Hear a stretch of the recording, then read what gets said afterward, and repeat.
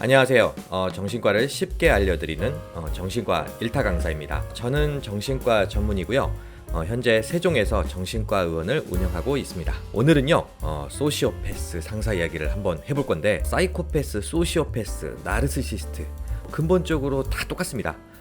사이코패스, 소시오패스 차이는 여러 가지가 있지만 중요한 게 충동성이라든지 감정 조절 능력 차이가 있겠죠. 소시오패스가 좀 더 세련되고 자기 손에 안 보는 선에서 교묘하게 자기 이득을 보는 타입이라면요, 반면에 사이코패스는 좀 더 막무가내죠.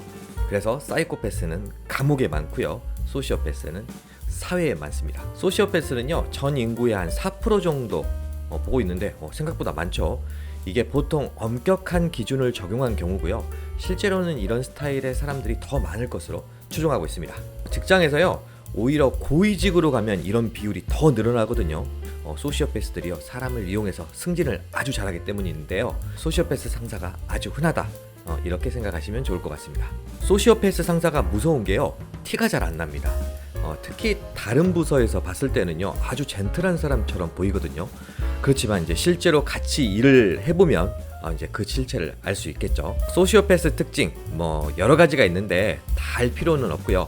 핵심적인 거 한 가지만 알려드리면 공감 능력의 결여. 그래서 소시오패스 상사는요, 부하 직원을 뭘로 생각하냐면 딱 기계로 생각합니다. 이게 오늘의 핵심이거든요. 소시오패스 상사는 날 기계로 생각한다.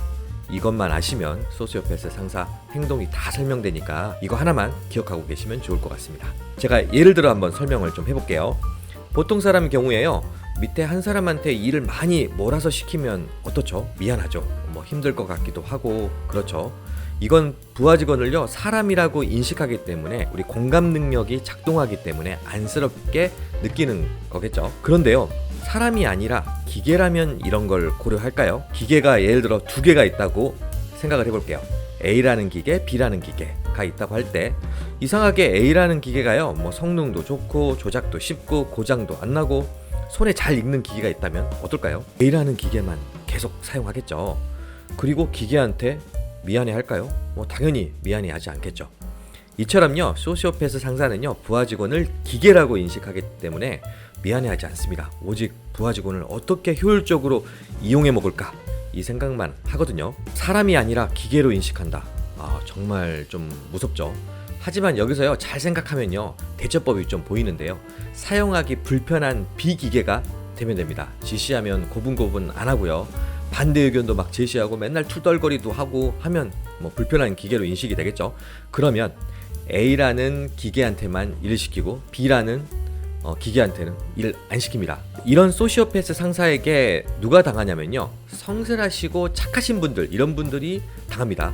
요즘 에고이스트란 말 많이 쓰는데 이 에고이스트 성향인 분들이 이 소시오패스의 타깃입니다. 이분들은요, 묵묵하게 일을 열심히 하시고요, 그 다음에 힘들다는 티도 잘 안 내거든요. 거절도 당연히 못 하시고요. 이런 분들이 꼭 착각하시는 게 있는데, 열심히 일하면 그래도 우리 상사가 그래도 좀 알아주겠지, 이렇게 생각하시는데 절대 아닙니다.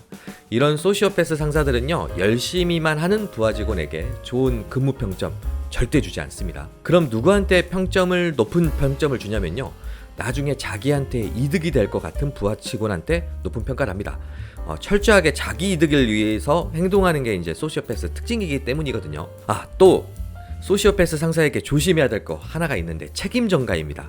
소시오패스 상사는요, 일이 잘 되면 자기 때문이고 일이 잘못되면 부하 직원에게 책임 전가를 합니다.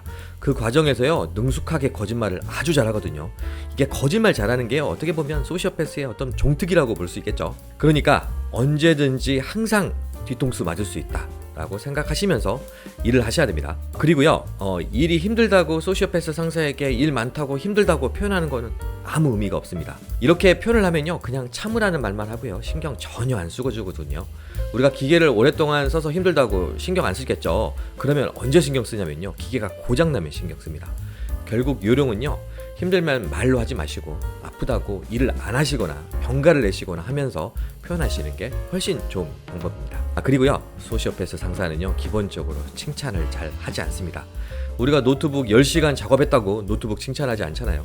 하지만 가끔 이상하게요, 소시오패스 상사가 칭찬을 하는 경우가 있거든요.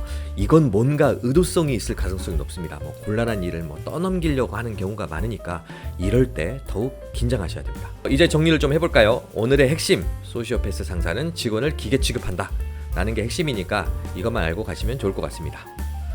우리 상사는 이런 상사 아닌데 라고 생각하시는 분들도 있겠죠. 이런 분들은 둘 중에 하나입니다. 운이 좋아서 좋은 상사 만나셨거나 아니면 내가 당하고 있는지도 모르는 에고이스트, 즉 호구이거나. 오늘은 여기까지 하겠습니다. 이제까지 정신과 1타 강사였습니다.